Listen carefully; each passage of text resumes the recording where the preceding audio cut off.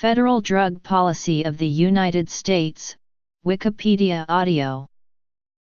Use of heroin peaked between 1969 and 1971, marijuana between 1978 and 1979, and cocaine between 1987 and 1989. A major decline in the use of opium started after the Harrison Act of 1914 was initiated. An overarching effort to impose mandatory penalties for federal drug crimes took place in the 1980s. This caused many drug crimes that were common at the time to carry mandatory minimum sentences of 5 to 10 years in a federal prison. In 1996, California voters passed Proposition 215, legalizing the growing and use of marijuana for medical purposes. This created significant legal and enforcement conflict between federal and state government laws. Courts have since decided that a state law in conflict with a federal law concerning cannabis is not valid. Cannabis is restricted by federal law. In 2010, California Proposition 19 was defeated with 53.5% no votes, and 46.5% yes votes. Drug policy beginning to relax in new millennium.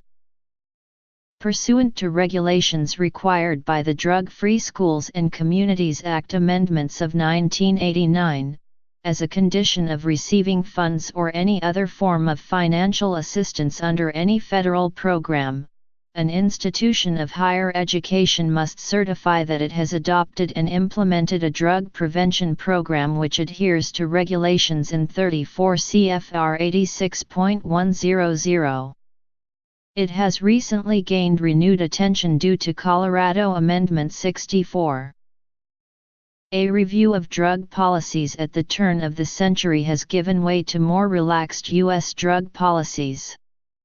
The Reagan and Nixon administrations' war on drugs policy has proved to be ineffective.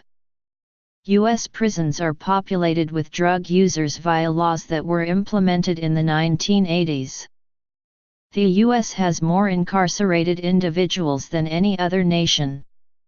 The number is about to reach 2.5 million inmates, of which half are incarcerated on drug-related offenses.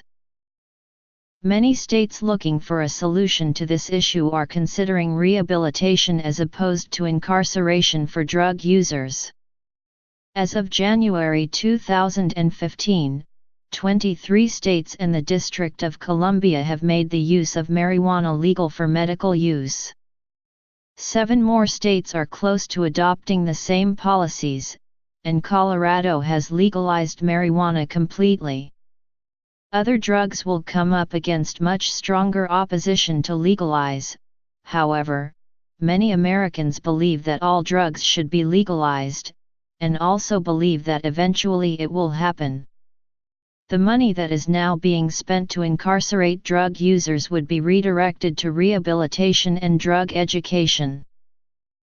The Office of National Drug Control Policy oppose legalization of marijuana but support increased use of alternatives to incarceration for substance abuse disorders. A declaration about that, proposed by the U.S., was in March 2015 approved at an international conference by United Nations Commission on Narcotic Drugs.